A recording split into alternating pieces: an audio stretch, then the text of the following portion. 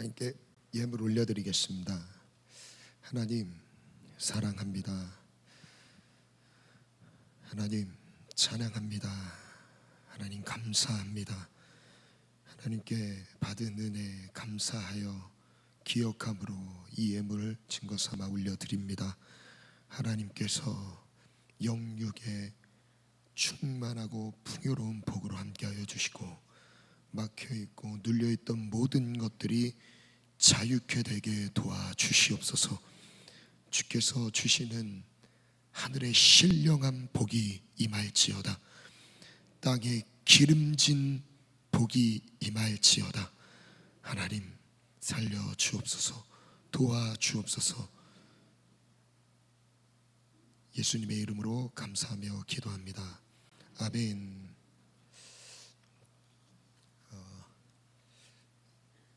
제가 말주변이 좀 많이 약해서요. 그래서 지금 느끼고 있는 감사의 마음을 잘 제대로 전하지 못할 것 같아서 먼저 제가 오늘 아쉽지만 마지막 예배잖아요. 그래서 성도님들께 제 마음을 글로 한번 표현해 봤습니다. 네. 편지를 써봤는데요.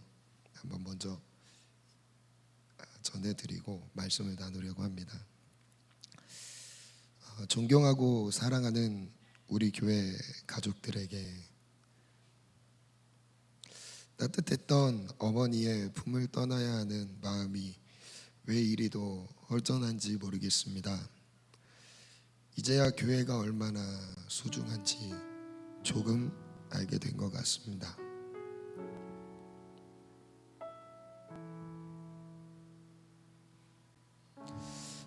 마지막 시간 앞에 서니 처음 우리 교회를 만났던 기억부터 꺼내게 되네요. 2014년도에 결혼을 하면서 잠시 사역을 멈추고 지금까지의 사역을 돌아보고 다음 사역을 준비하기 위해 1년간 기도 시간을 갖던 기간에 우리 교회를 만났습니다. 그 당시 저는 몸이 너무 많이 망가져 있었습니다. 아마도 과로로 인해 신장이 망가졌던 것 같습니다. 수년간 누적된 피로가 병으로 나타났습니다. 그때 한번 찍었던 사진이 있어서 얼굴이 많이 부어 있었죠. 근데 얼굴만 부은 게 아니라 온몸이 좀 부어 있었습니다. 그래도 처음 시기 이제 사역했을 때 수련회를 마친 다음에 바로 이어서 아침 예배를 홍보하는 거였는데 그때 사진에 얼굴이 좀 많이 부어 있는 상태였습니다. 그때 담임 목사님의 제의로 일본 단기 선교를 갔었거든요. 근데 그때 발병이 됐어요. 그래서 그때를 시작으로 한 10년 넘게 10년 정도 신장에 약함이 있었습니다. 저는 워낙 건강했어서 아픈 사람을 이해를 전혀 못했었습니다. 왜냐면 병원도 가본 적도 없고 감기 같은 경우도 이제 거의 걸리지 않았었으니까 면역력도 되게 좋았었습니다. 그래서 아프고 피곤하다 이 말을 하면 정신력이 좀 약하구나. 네, 그 정도로만 생각을 했어요. 근데 제가 아프고 난 다음에 몸을 움직일 수 없는 상황이 딱 되니까 이게 너무 교만했고 참 내 안에 너무 부족한 모습들이 많았다는 걸 경험하게 됐습니다. 그때 한 선교가 시작된 다음에 한 3일 정도 지났을 때였어요. 그때부터 몸이 막 붓기 시작을 하는데 한 3일 더 지났을 때 한 10kg 정도가 몸이 불었습니다. 그러니까 평소 나갔던 몸무게보다 한 80kg까지 불어나게 됐어요. 그래서 신발도 잘 안 들어가고 막 바지도 잘 안 입혀지고 막 이게 움직이는 것도 되게 불편하고 했었는데 자고 일어나도 이게 피로가 해소가 안 되는 거예요. 그래서 선교 일정은 다 마치고 이제 한국에 와서 복귀를 해서 좀 쉬어야겠다고 잠을 자도 진짜 24시간을 자도 못 일어나는 거예요. 그래서 이제 아내가 많이 걱정이 됐던 것 같아요. 그래서 응급실을 가서 피 검사를 하고 이제 소변 검사를 하면서 이제 큰 병원으로 가봐라. 그래서 상급 병원으로 옮겨서 그때부터 이제 진료를 받기 시작했었습니다. 근데 도대체 무슨 일을 하냐고 물어보더라고요. 그래서 이제 사역자란 걸 얘기하니까 왜 이렇게 몸이 많이 피곤하는지 이런 것들 물어보는 정도로 좀 몸이 많이 이제 과로로 인해서 망가져 있었던 상황이었습니다. 그래서 뭔가 움직이면서 활동할 수 있는 그런 몸의 상태도 아니었고 몸의 회복을 놓고 뭔가의 시간을 보내야 하는 그 시기에 제가 우리 교회를 만났습니다. 그래서 우리 교회를 만나면서 제가 몸도 회복이 되고 그리고 또한 사역적인 부분에서도 너무 많이 배우고 성장할 수 있는 그런 기회였습니다. 조금 더 이어서 한번 사진을 다 봤죠? 네, 엄청 떨리네요. 네, 이어서 한번 읽어볼게요. 저에게는 몸도 회복해야 했지만 사역자로서의 말씀을 전하는 영적인 감각을 계속 키워나가야 하는 중요한 시기였습니다. 참 열악했던 저의 상황을 있는 그대로 받아주시며 사역자로 준비될 수 있도록 배려해 주신 원로 목사님과 담임 목사님 그리고 성도님들께 진심으로 감사드립니다. 원로 목사님을 통해 목회가 무엇인지 배울 수 있었습니다. 하나님 앞에 기도로 살아가시며 진정으로 말씀을 사랑하시는 모습, 한 영혼을 진실하게 대하시며 축복해 주시는 모습, 항상 존중과 배려로 대해 주시는 모습을 보면서 앞으로 저의 목회에 유업이 되었습니다. 나쁜 목사는 쓰임 받을 수 없어도 아픈 목사는 쓰임 받지 못한다고 하시며 항상 아껴주셨던 담임 목사님의 사랑, 네, 준비되지 않은 부족감 중에도 끊임없이 지지해 주시며 응원해 주셨던 담임 목사님의 믿음, 나보다 나를 더 걱정해 주시면서 더 잘 되기를 바라시는 아버지의 마음을 항상 저를 응원해 주셨습니다. 부족한 모습, 실수가 있어도 책망하지 않으시고 항상 격려해 주셨던 따뜻한 마음에 감사를 드립니다. 목사님 정말 감사합니다.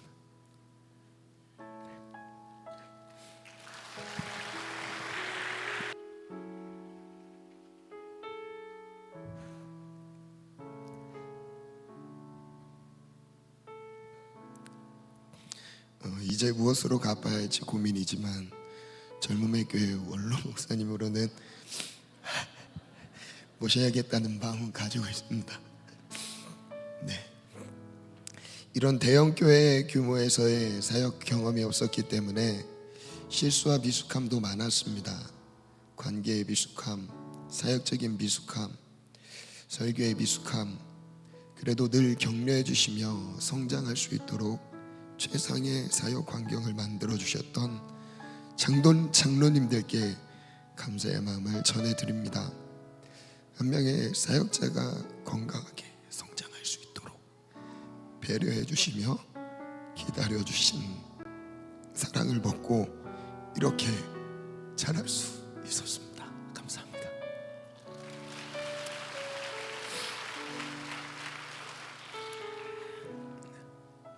모든 성도님들이 항상 다정하게 인사해 주시며 아낌없는 격려와 응원으로 힘을 얻게 해주셔서 행복하게 사역할 수 있었습니다.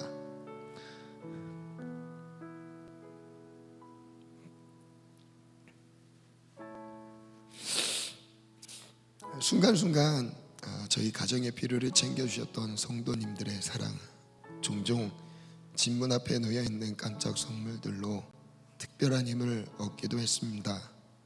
이런 성도님들의 사랑으로 오늘 교회 개척의 은혜를 얻게 된 것 같습니다. 성도님들 너무 정말 감사드립니다.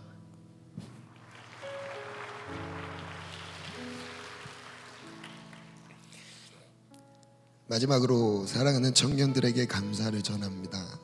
가장 많은 부족함이 드러났던 관계인 것 같습니다.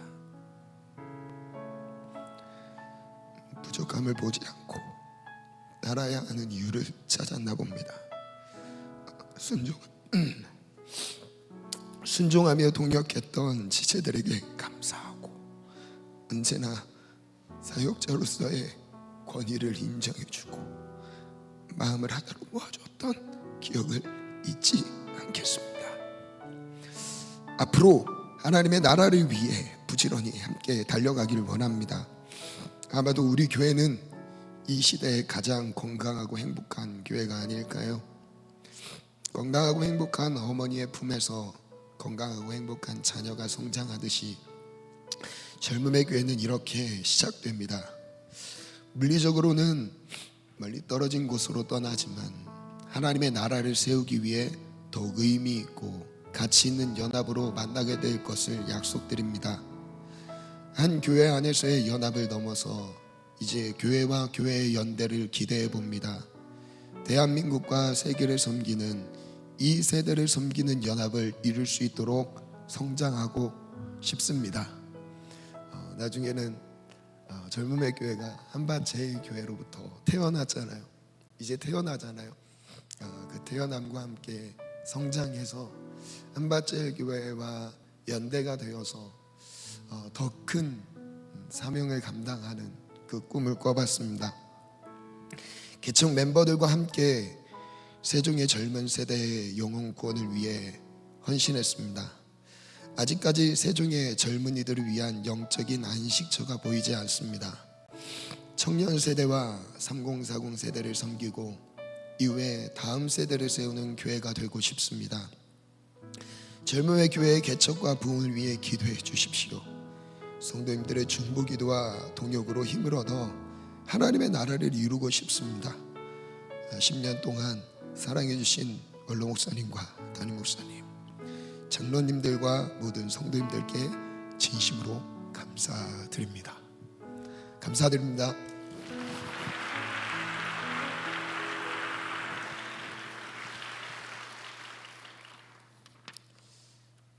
사실 감사한 게 너무 많은데 그 감사한 걸 다 나누면 말씀을 못 전할 것 같더라고요. 네, 가장 큰 감사는 연약함과 부족함을 알면서도 이제 품어주시고 기다려주시고 인내해주셨던 그런 정말 넉넉한 마음으로 한 명의 사역자가 세워질 수 있도록 이렇게 기다려주셔서 진심으로 감사드립니다. 이제 말씀을 나누려고 합니다. 말씀은 말씀답게 전하고 싶습니다. 왜냐하면 저는 사역자이기 때문입니다.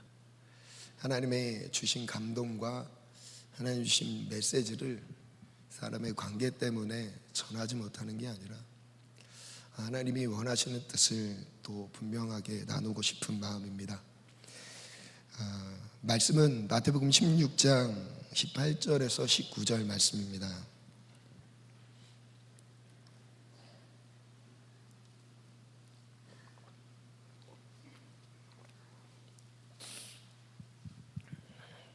오늘 교회에 대한 말씀을 나누려고 합니다. 마태복음 16장 18절에서 19절입니다. 두 절인데요. 함께 믿음으로 합독하겠습니다. 크게 선포합니다. 저기 내 교회를 세우리니 음부의 권세가 이기지 못하리라. 내가 천국 열쇠를 내게 주리니 내가 땅에서 무엇인지 매면 하늘에서도 매일 것이요 내가 땅에서 무엇인지 풀면 하늘에서도 풀리리라 하시고. 아멘.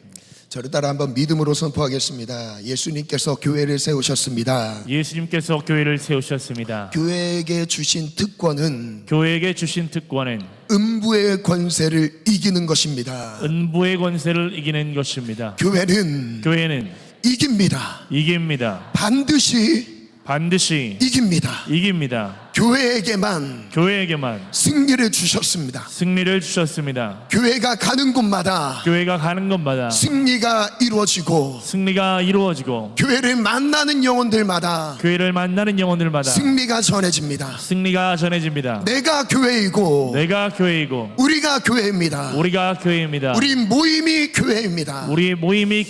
내가 교회임을 믿으시면 아멘입니다. 아멘. 우리 모임이 교회라 주님이 인정해 주셨음을 믿으시면 아멘 하시기 바랍니다. 아멘. 우리가 교회임을 믿으십니까? 아멘. 교회에게 주신 권세를 누리길 원하십니까? 아멘. 그 권세가 우리 모든 성도님들에게 누려지기를 주의 이름으로 축원합니다. 아멘. 하나님께서 교회를 세우시면서 주신 특권입니다. 교회에게만 주셨습니다. 이 권세는 교회에게만 주셨습니다. 교회가 아닌 그 어떤 선한 의도로 세워진 공동체도, 어떤 단체도 음부의 권세는 이길 수 없습니다. 건물을 세울 때 한번 생각해 보셨으면 좋겠습니다. 건물을 세울 때 분명한 목적과 의도를 가지고 설계에 들어갑니다. 분명한 사용 목적과 연결되어 있습니다. 건물 따로, 사용하는 목적 따로가 아닙니다. 일단 건물은 세워봐야지가 아닙니다. 분명히 사용 목적이 세워져 있고 그 목적에 따라 건축이 들어가게 되어 있습니다. 체육관을 진다고 생각해 봅시다. 체육관에 음악회 하는 장소처럼 건물을 지으면 될까요? 절대 될 수가 없습니다. 정말 넓은 공간에서 뛰어다닐 수 있는 이 공간이 확보된 그런 공간이 필요한 거죠. 그렇게 건축 기술을 사용해서 건물이 올라가게 됩니다. 교회를 한번 생각해 보겠습니다. 교회를 왜 세우셨을까요? 근본적인 질문입니다. 아주 본질적인 질문이에요. 예수님은 교회를 왜 세우셨을까요? 어떤 의도와 목적을 가지고 교회를 세우셨을까라는 이 질문 안에 답을 찾는다면 이 교회에 대한 분명한 기능을 누리게 될 것입니다. 예수님은 교회를 세우시면서 두 가지를 말씀하셨습니다. 첫 번째는 교회의 주체입니다.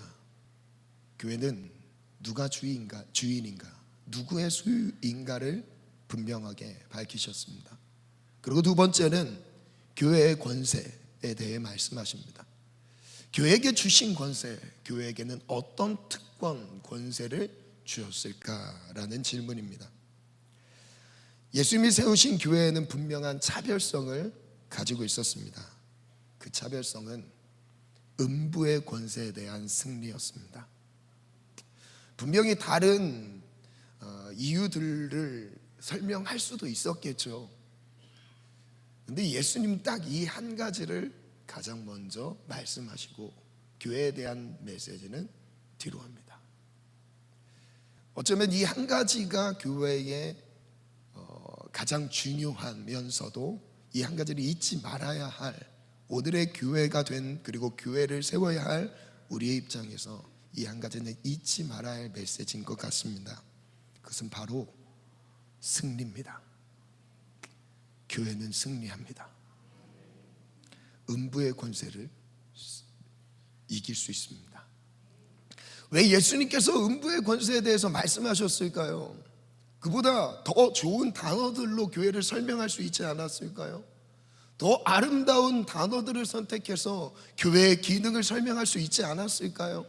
왜 가장 먼저 영적인 질서 안에서 일어나는 일들을 설명하셨을까요? 이게 가장 중요한 근본적인 문제이기 때문에 그래요.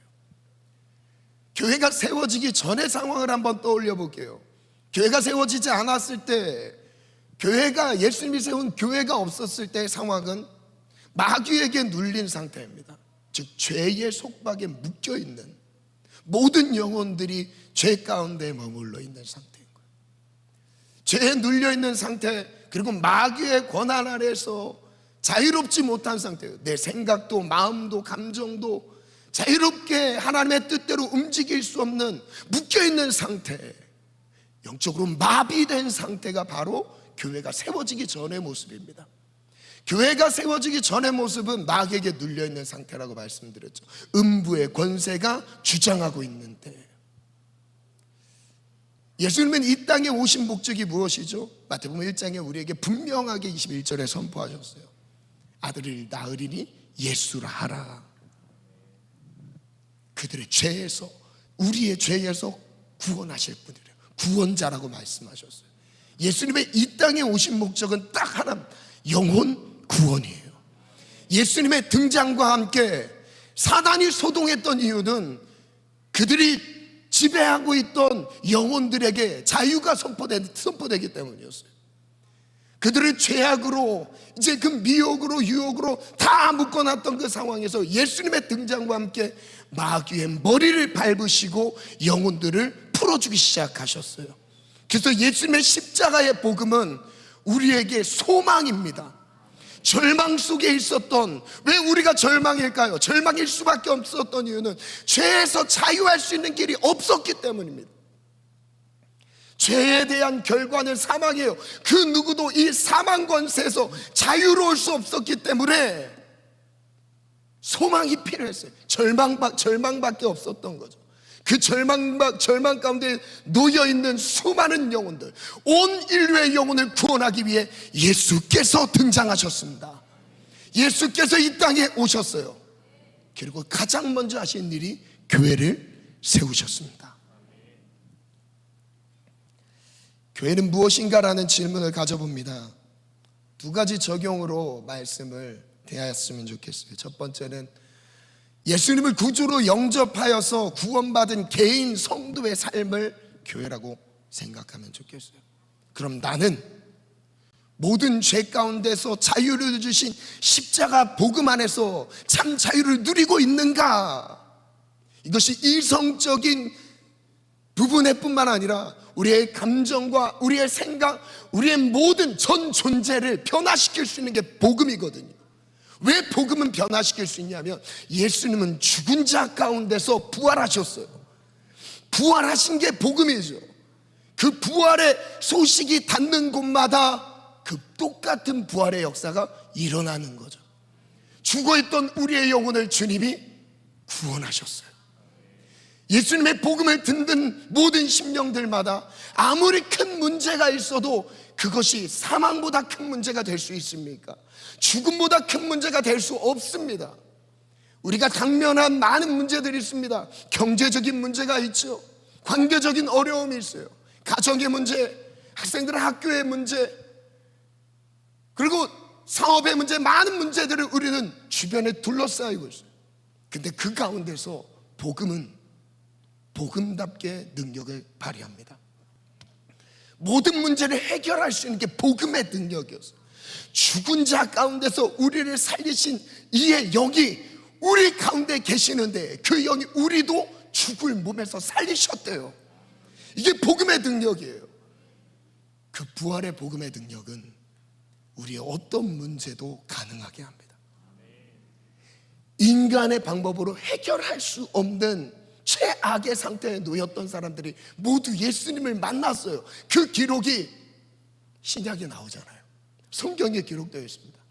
예수님을 만난 사람들은 어느 정도의 가능성을 갖춘 사람들이 아니었어요. 전혀 소망이 없는 상태에 놓인 사람들이 예수님을 만났습니다. 바티메오요, 눈을 떴어요. 눈을 뜰 수 있는 의학적인 방법이 전혀 없었어요. 소망이 아예 없던 상태. 안진뱅이가 성전 미문 앞에서 구걸하고 있습니다. 자리에서 일어났어요. 기적이죠. 그 기적은 지금도 일어나고 있어요. 지금도 부활의 복음이 닿는 곳마다 이런 기적과 치유와 회복의 역사들이 일어나고 있습니다. 예수님을 만난 사람 중에 또 잊지 못할 사람이 있죠. 죽은 나사로도 살리셨습니다. 죽음까지도 정복하신 분이 그리스도예요. 십자가의 복음이에요. 우리의 인생 속에 죽음같이 보여지는 그 어두운 공간도 십자가 복음이 닿는 곳마다 부활의 복음이 시작됩니다. 우리의 사방에 둘러싸있는 어떤 문제도, 여러분 자녀의 문제도 상관없어요. 복음을 선포하세요. 자녀의 문제를 향해서 부활의 복음을 선포하세요. 그의 부활이 될 것입니다. 할렐루야. 자녀의 부활이 될 거예요. 배우자의 부활이 될 거예요. 사업장의 부활이 될 거예요. 일터의 부활이 될 거예요. 가정 구성원 모두의 부활이 될 것이에요. 이게 복음은 살아있습니다. 지금도 살아서 역사해요. 왜 살아있냐? 복음이 닿는 곳마다 예수님이 일으키셨던 똑같은 능력의 역사들이 일어나기 때문이죠. 저를 따라 믿음으로 선포하겠습니다. 복음은 지금도 살아있습니다. 복음이 닿는 곳마다 부활의 역사가 일어납니다. 하나님, 내 영혼에 부활이 일어나게 도와주시고 나의 가정에 부활이 선포되게 도와주시옵소서. 여러분, 사망을 향해서, 사망 권세를 향해서 선포하는 거예요. 이것이 장자권이죠. 사망 권세를 향해서 믿음으로 선포합시다. 부활의 복음이 선포될 때 듣는 곳마다, 들려지는 심령들마다 생명을 얻게 되어 있습니다. 이 권세를 교회에게 주셨다니까요.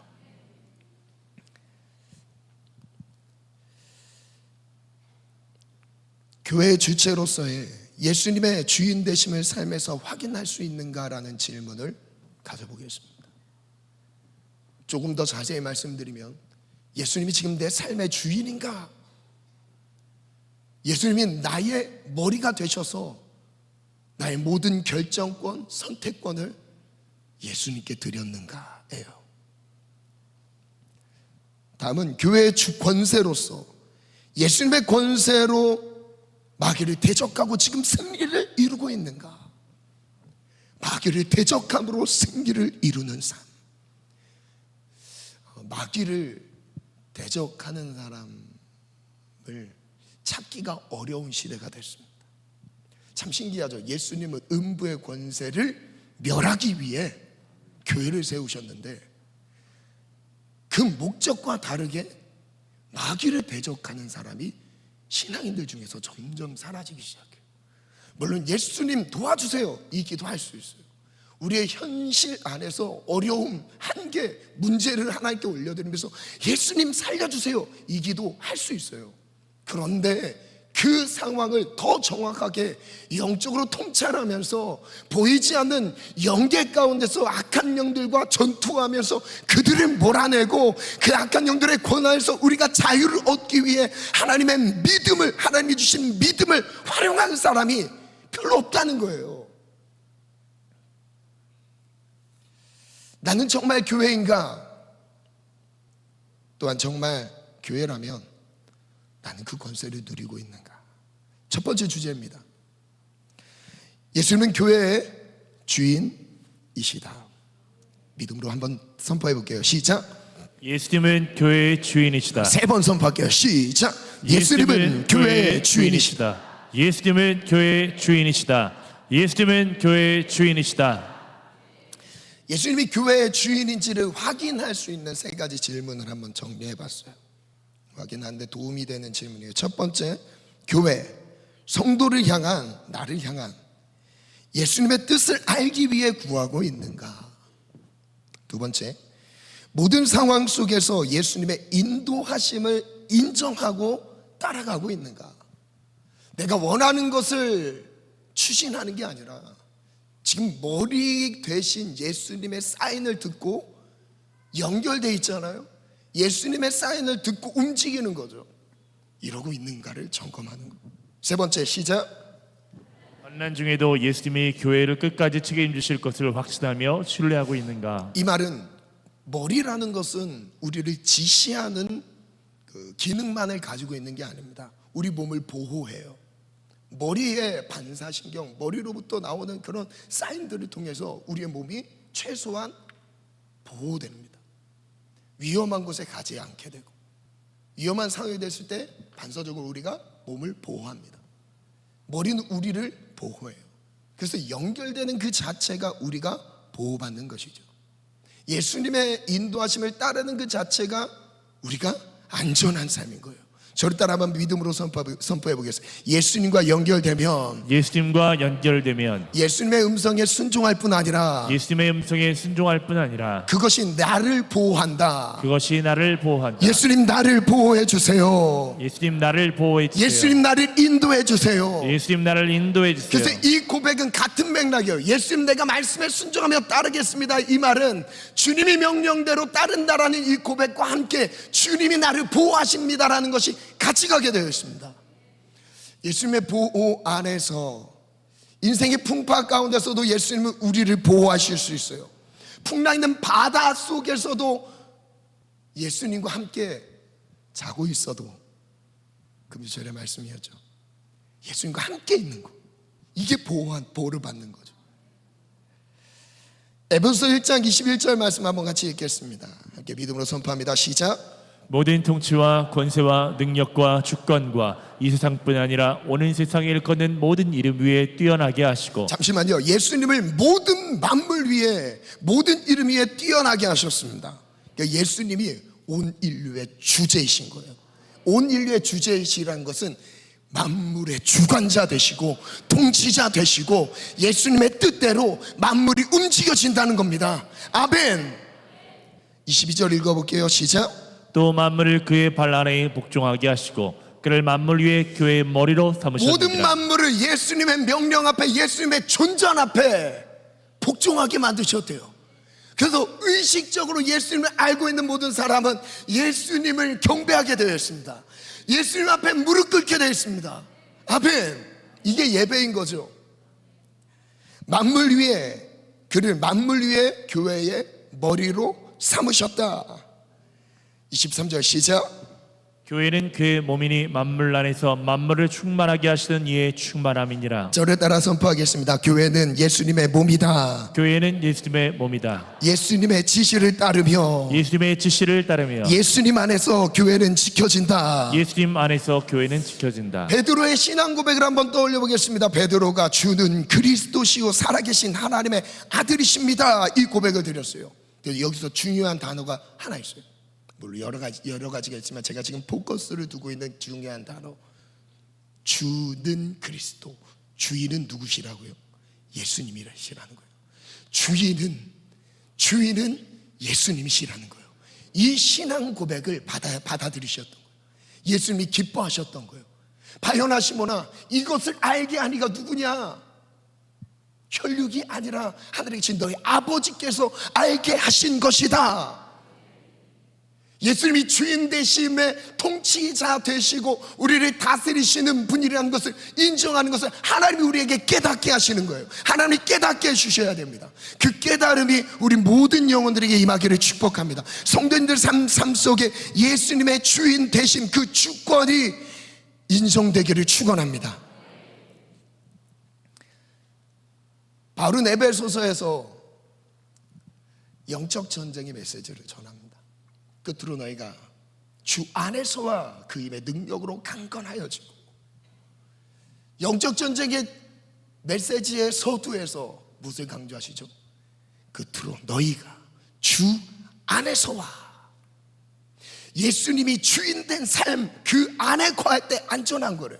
주 안에서와 그 힘의 능력으로 강건하여지고, 우리의 힘의 근원은 내가 뭔가를 열심히 수양해서 얻을 수 있는 것이 아닌 거죠. 예수님 안에 거하는 것이 능력입니다. 저를 따라 믿음으로 선포하겠습니다. 예수님 안에 거하는 것이 예수님 안에 거하는 것이 강건해지는 것입니다. 강건해지는 것입니다. 예수님 안에 거하는 것이 예수님 안에 거하는 것이 능력을 얻는 것입니다. 능력을 얻는 것입니다. 주 안에서와. 근데 주 안에서. 여기서 강조했던 거, 여기서도 주를 강조. 예수님이 주인 되신다는 것을 깨닫게 하시죠. 주 안에서와, 예수님이 내 삶의 주인 되셨을 때, 그리고 주인 된 삶을 우리가 인정하며 살아갈 때에 이것을 주님이 기뻐하세요. 그리고 이것을 교회로 삼으세요. 그리고 이것에게 승리를 주시는 거죠. 교회에게 승리를 주시는 겁니다. 그래서 저는 이렇게 한번 정리해 봤어요. 교회는 예수님의 주권, 예수님의 주인 되심을 인정하는 모든 영혼들, 그리고 그 모임이라고 생각하고, 그리고 또한 그 모임에게는 하나님이 승리를 주셨다는 것. 예수님이 교회의 머리라는 의미는 첫 번째 권한이에요. 읽어볼까요? 시작. 예수님은 교회를 이끄신다. 두 번째 책임입니다. 예수님이 교회를 지키신다. 나를 지키신다. 교회를 이끄신다. 교회를 지키신다. 글을 정리해봤습니다. 예수님이 주인 되신 교회는 예수님이 세우셨다. 예수님으로부터 시작된 교회, 성도는 예수님을 주인으로 모셔야 한다. 예수님이 주인 되신 교회, 성도에게서 반드시 나타나는 현상이 있다. 바로 마귀의 권세를 이기는 것이다. 교회가 강하게 되는 것도 아니며 마귀가 약해지는 것도 아니다. 예수님이 주인 되심을 인정하고 그의 뜻대로 순종할 때 교회 안에서 예수님의 권세가 마귀를 압도하게 된다.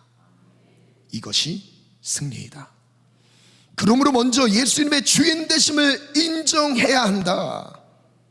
예수님의 주인 되심을 인정하기를 원하십니까? 예수님이 내 삶의 주인 되신다라는 것, 내 삶의 머리 되신다라는 것을 실제 삶에서 고백하시기를 원합니다. 그 삶의 모든 중요한 결정, 사소한 생활 속에서도 예수님과 동행하며 예수님이 내 삶을 이끌어 가시는 것을 맡겨드리는 거예요. 그것이 우리에게 믿음이 되기를 원합니다. 우리는 자신의 감정과 뜻을 고집하느라 예수님이 앉으셔야 할 주인의 자리에 앉게 된다. 그리고 실제 삶의 여러 영역에서 주인 행세를 한다. 예수님이 주인의 자리에서 밖으로 내몰렸을 때부터 마귀는 다시 득세하기 시작한다. 마귀가 강한 것이 아니다. 여러분 다시 한번 기억해 보시기 바랍니다. 우리가 마귀의 공격, 사단의 공격을 당할 때 가장 먼저 점검할 수 있는 그 영역이 있어요. 그게 바로 생각입니다. 생각은 남들에게 포장할 수 있어요. 나의 생각의 어떠함은 나의 어떠함인 거예요. 그 생각의 구조를 통해서 내가 지금 얼만큼 사단의 역사에 노출되어 있는지를 분별할 수 있어요. 그때마다 우리는 명령 선포해야 됩니다. 사단아 떠나갈지어다. 너는 나를 넘어지게 하는 자로다.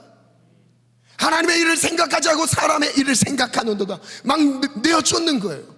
믿음으로 선포하는 겁니다. 마귀가 강한 것이 절대 아닙니다. 마귀는 하나님 앞에 우리에게는 강해 보일 수 있어요. 우리 스스로 뭔가 내 생각과 감정조차도 스스로 뭔가를 바꿀 수 없는 그때에 우리의 약함은 느낄 수 있죠. 그러나 하나님은 강하십니다. 마귀가 강한 게 아니라 하나님이 강하셔서 하나님이 마귀를 압도하세요. 그 압도하시는 게 언제 우리의 삶 속에 누려진다고요? 예수님이 내 삶의 주인 되심을 인정해 드릴 때입니다. 예수님은 나의 모든 삶의 주인, 나의 가정의 주인, 나의 자녀들의 삶의 주인, 나의 미래 꿈과 비전의 주인, 우리 일터와 사업장의 주인, 예수 그리스도 그 주인이 예수님이라는 것을 고백하는 거예요. 인정해 드리는 거예요. 제가 두 지체의 간증을 잠깐 나눌게요. 자세히 나누진 않지만 정신적인 고통으로 참 힘들어했던 지체였습니다. 둘 다. 심지어 죽음까지 생각할 만큼 고통 중에 있던 두 명의 지체들이 기억이 나요. 불과 작년 한 그렇게 멀진 않았습니다. 그런데 그때 그냥 단순하게 그 자리에서 한 30분 정도 복음 나눴습니다. 너의 삶의 주인은 누구냐? 너 정말 무엇을 위해 사느냐? 나의 삶의 주인이 정말 너 맞니? 그걸 도전했을 때 그것을 반응했습니다. 예수님이 내 삶의 주인 맞습니다. 그리고 그 고백을 계속시켰어요. 예수님 너의 삶의 주인이야. 예수님 나의 삶의 주인이야. 예수님이 전부야. 예수님 내 삶의 전부야. 이 고백을 하는데 그 1시간 신방 안에 우울증이 사라졌습니다. 그 자살 충동증이 사라졌습니다. 병원에서도 심각하게 말할 수 있는 그런 지체들이었어요. 그런데 복음이 닿는 곳마다 예수님이 주인 되심이 선포되고 인정되는 영혼들마다 삶의 문제들이 풀리기 시작했어요. 이건 지금도 살아있습니다. 이 복음은 실제이면서 지금 나를 바꿀 수 있을 뿐더러 내가 기도하고 선포하며 그 주인의 영역을 모두 열어두는 곳마다 이 주인 되심이 일하시기 시작합니다. 아멘. 저를 따라 믿음으로 한번 선포해 볼게요. 예수님은 나의 주인 되시며, 예수님은 나의 주인 되시며, 나의 가정의 주인 되시며, 나의 가정의 주인 되시며, 나의 자녀들의 미래의 주인 되시며, 나의 자녀들의 미래의 주인 되시며, 나의 꿈과 비전의 주인 되시며, 나의 꿈과 미래의 주인 되시며, 우리 교회의 주인 되시며, 우리 교회의 주인 되시며. 아멘. 아멘. 주인 되십니다. 아멘. 다시 한번 글로 볼게요. 마귀가 강한 것이 아니다. 예수님의 통치가 사라졌기 때문에 패하는 것이다. 마귀가 교회에 득세하고 있다면 이것부터 점검하라. 예수님이 교회의 주인이신가? 나의 삶의 주인 맞는가? 정말 예수님을 교회의 주인 자리에 앉혀드렸는가? 삶의 모든 결정권을 예수님께 올려드렸는가? 교회는 예수님이 세우셨기 때문에 예수님이 주인 되셔야만 합니다. 예수님은 교회의 주인이셔요. 그래서 예수님이 세우셨고 예수님의 뜻대로 교회는 이끌림을 받아야 됩니다. 예수님의 주인 되심을 인정한 교회는 반드시입니다. 반드시 마귀의 권세를 박멸하고 완전한 통치와 다스림으로 하나님의 나라를 세워간다. 아멘. 여러분, 하나님의 나라라는 이 단어를 떠올려 볼게요. 나라는 통치의 개념이에요. 영역, 영토죠. 영토의 그 국경선 안에서 통치 권한이 적용되게 되어 있습니다. 하나님의 나라라는 것은 하나님의 통치와 다스림이 있는 곳을 하나님의 나라라 그래요. 그렇다면 하나님의 통치와 다스림은 예수님이 주권을 가지시고 예수님의 통치가 인정되는 곳이 하나님의 나라가 임했다라고 하는 겁니다. 우리의 삶에 하나님의 나라가 임하기를 원하십니까? 예수님께 주권을 드리시길 바랍니다. 예수님이 내 삶의 주인임을 고백하시기 바랍니다. 예수님의 통치를 하나님의 나라의 왕권이 우리 모든 심령들에게 임하기를 원합니다. 예수님은 내 삶의 주인이십니다. 예수님은 교회의 머리 되신다. 예수님의 다스림을 받는 곳이 교회이며 그곳이 하나님의 나라입니다. 우리가 꿈꾸는 것이 하나님의 나라가 우리의 삶에 이루어지는 것입니다. 진짜 하나님의 나라가 열방 가운데 이루어지는 거예요. 하나님의 나라가 우리 안바제일교회를 통해서 대전 지역뿐만 아니라 열방까지 뻗어나가기를 원합니다.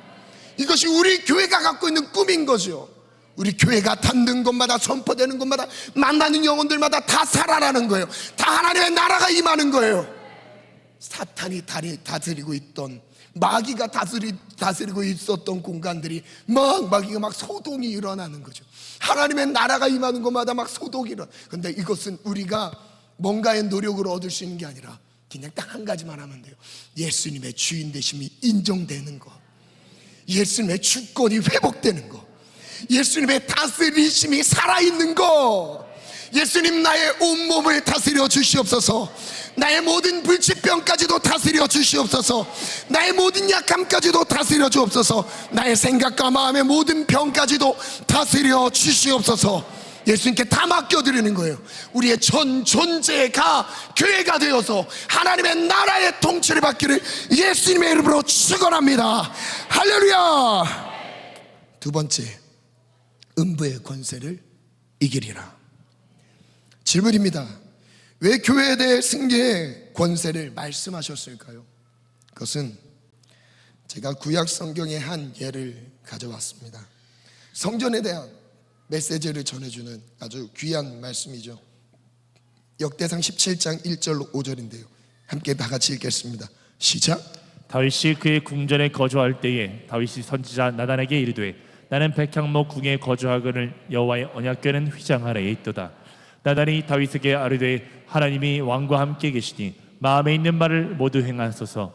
그 밤에 하나님의 말씀이 나단에게 임하여 이르시되 가서 내 종 다윗에게 말하기를 여호와의 말씀이 너는 내가 거할 집을 건축하지 말라. 내가 이스라엘을 애굽에서 올라오게 한 아멘. 날부터 여기까지만 오늘까지. 읽을게요. 다윗 안에는 꿈이 있었습니다. 하나님의 성전을 짓고 싶었어요. 정말 진실한 마음으로 하나님을 사랑했어요. 이것이 거짓되지 않았습니다. 우리 모든 성도님들 알고 계시죠? 다윗이 얼만큼 하나님을 예배했고 사랑했는지. 그런데 하나님은 이 성전 건축을 허락하지 않으셨습니다. 여기서 우리가 알 수 있는 것이 있어요. 사모한다고 되는 게 아니라는 거. 하나님의 허락이 떨어져야 돼요. 하나님께서 물론 사모하는 마음 보고 허락을 하실 수 있겠지만 다윗만큼 사모한 사람이 있었을까요? 성전을 짓고자 하는 그 열망이 지구촌 어디에 다윗보다 뜨거운 마음으로 하나님의 성전을 사모하는 사람이 과연 있었을까요? 그만큼 다윗은 하나님에 대해 진실했고 열심을 다했습니다. 그런데 그것이 허락이 되지 않았어요. 이유가 무엇일까요? 하나님은 단호하게 말씀하셨어요. 건축하지 말라. 내가 거할 집을 건축하지 말라. 다윗의 역할은 성전을 세우는 역할은 아니었습니다.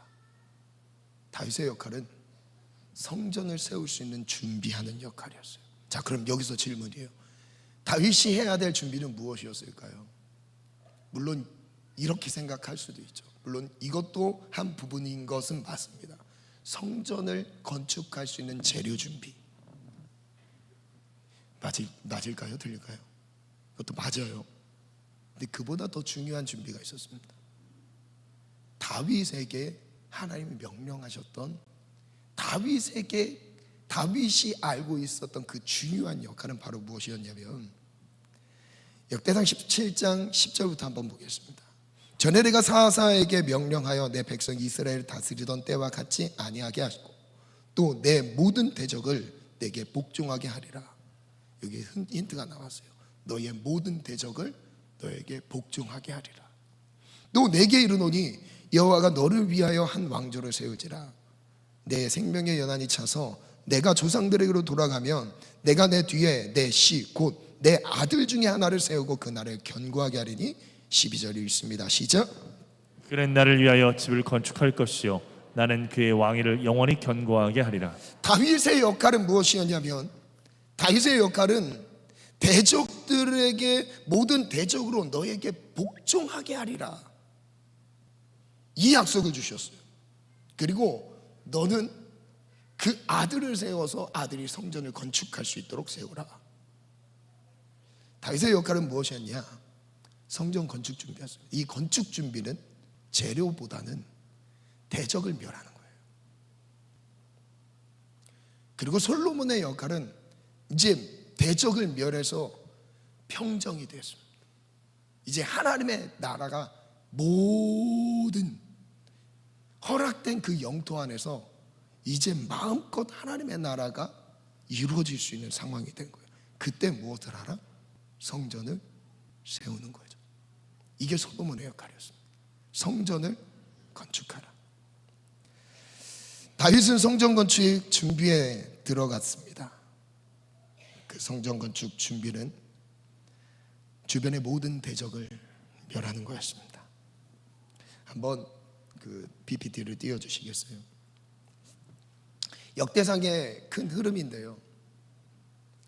역대상의 큰 흐름을 한번 보겠습니다. 다윗이 성전 건축 준비하는 내용이 17장 쭉 나오죠. 성전 건축에 대한 약속을 받고 18장에 승전 기록, 전쟁에서 승리하는 기록이 기록되었습니다. 그래서 다윗이 어디로 가든지 여호와께서 이기게 하셨다. 이 문장이 반복해서 나옵니다.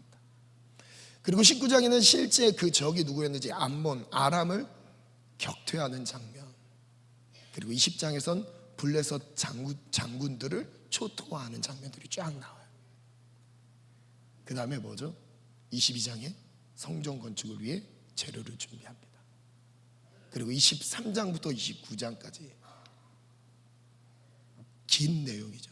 성전을 섬기는 레위 지파를 정비하고 이제 역대하부터 성전 건축이 시작됩니다.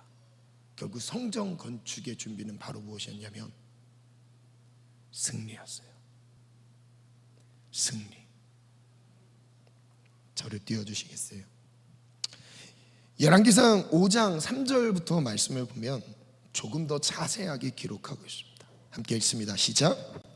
당신도 알거니와 내 아버지 다윗이 사방의 전쟁으로 말미암아 그의 하나님 여호와의 이름을 위하여 성전을 건축하지 못하고 여호와께서 그의 원수들을 그의 발바닥 밑에 두시기를 기다렸나이다. 3절을 한번 보면 다윗이 사방의 전쟁으로 말미암아 그의 하나님 여호와의 이름을 위하여 성전 건축을 못했다.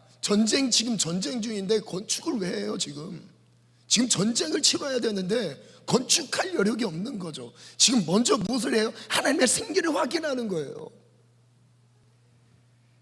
그게 바로 열왕기상에 기록되어 있죠. 여호와께서 그의 원수들을 그의 발바닥 밑에 두실 때까지 기다려야 된다는 거였어요. 교회를 언제 세우신다는 거예요? 우리의 발 밑에 원수를 두실 때까지. 그게 바로 교회 건축 시기였습니다. 성전을 건축하는 시기였어요. 4절 읽겠습니다. 시작. 이제 내 하나님 여호와께서 내게 사방의 태평을 주시니 원수도 없고 재앙도 없도다. 상황이 어때요? 이제 하나님이 태평을 주셨어요. 다 승리하게 하셨어요. 원수도 없고 재앙도 없던 상황. 5절 시작. 여호와께서 내 아버지 다윗에게 하신 말씀에 내가 너를 이어 내 자리에 오르게 할 내 아들 그가 내 이름을 위하여 성전을 건축하리라 하신 대로. 다윗은 지금 부지런히 승리를 확인하는 역할을 했어야 됐습니다. 그 승리가 확인될 때까지 하나님이 기다리셨던 거예요. 다윗은 언제까지요? 원수들을 발밑에 둘 때까지. 언제까지요? 원수도 없고 재앙도 없는 상황이 될 때까지. 그때까지 기다리라는 거예요. 성전이 성전다운 이유가 언제부터 빛을 발하느냐? 영적 전쟁에서 승리를 누릴 때입니다. 모든 원수를 멸하고 승리가 선포되는 게 성전입니다. 교회입니다. 그렇다면 교회가 교회다울 때는 언제입니까? 이 질문으로 생각해 봤어요. 역시 원수들을 우리의 발 밑에 둘 때까지, 마귀의 공격을 분별해서 우리에게 쫓아낼 수 있는 그 능력이 임할 때까지. 그런데 감사하게 오늘 본문 안에서 마태복음 16장 18절 말씀에 이렇게 우리에게 약속해 주셨어요. 시작. 또 내가 내게 이르노니 너는 베드로라 내가 이 반석 위에 내 교회를 세우리니 음부의 권세가 이기지 못하리라. 음부의 권세가 이길 수 없다. 예수님이 세우신 그 교회, 예수님은 교회를 세우시고 예수님의 이름을 믿는 사람들마다 교회가 되어서 발밑에 무엇을 두셨대요? 원수를 두게 하셨대요. 여러분, 이것은 엄청난 특권인 거예요. 이거는 돈으로 살 수 없는 특권입니다. 이거는 무엇과도 바꿀 수 없는 특권이에요. 아파트 한 채와도 바꿀 수 없는 특권입니다. 그 어떤 것과도 바꿀 수 없는 특권을 우리에게 주셨어요. 예수님이 직접 사단의 머리를 깨트리시고 우리의 발밑에 원수를 두셨대요. 우리를 보고 밟으라고 하셨어요. 그리고 우리를 교회라고 말씀하셨어요. 너는 교회라. 음부의 권세가 이제 너희를 절대 이길 수 없어. 음부의 권세가 아무리 득세할지라도 너는 교회야. 너를 이길 수 없어. 오늘 우리가 교회라는 정체성을 기억하시기를 원합니다.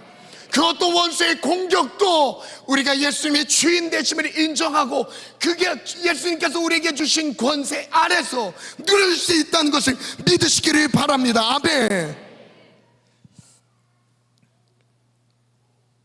우리는 싸워서 이기는 게 아닙니다. 다시요. 우리가 마귀와 싸워서 이기는 게 아니에요. 차원이 다른 힘으로 압도하는 겁니다. 비등비등한 대등한 관계에서의 싸움이 아닌 거예요. 완전 다른 차원의 힘으로 사탄의 나라를 짓밟을 수 있는 권세가 우리에게 주어졌어요. 이길 수도 있고 질 수도 있는 애매한 결론을 생각하게 하는 그런 싸움이 아니에요. 그냥 싸우면 이기는 거예요. 무조건 이기게 되어 있습니다. 우리는 무조건 이기게 되어 있어요. 왜냐하면 예수님이 세우신 교회가 나이기 때문인 거죠. 내 안에 예수님의 이름이 있고 우리 모임 안에 예수님의 이름이 있고 예수님의 이름이 선포되는 곳마다 모든 압제 가운데서 주님은 자유를 허락하십니다. 모든 연약함에서 주님은 자유함을 주십니다. 치료와 회복을 허락하십니다. 이게 교회가 누리는 권세인 거죠. 그 권세가 내 삶에서 우리 모든 정신과 생각, 감정 모든 영역 안에서 누려지기를 축원합니다. 가정 구석구석마다 교회가 교회되길 원합니다. 그 안에 사단이 꿈틀거리고 있는 그 모양도 여러분 용납하지 마십시오. 예수의 이름으로 선포하십시오. 예수의 이름이 닿는 곳마다 완벽한 승리, 완전한 승리, 그 승리를 누리게 하십니다. 음부의 권세가 이기지 못하리라. 다윗에게도 허락되지 않았던 그 교회를 지금 누구에게 허락하셨어요? 나에게 허락하셨습니다.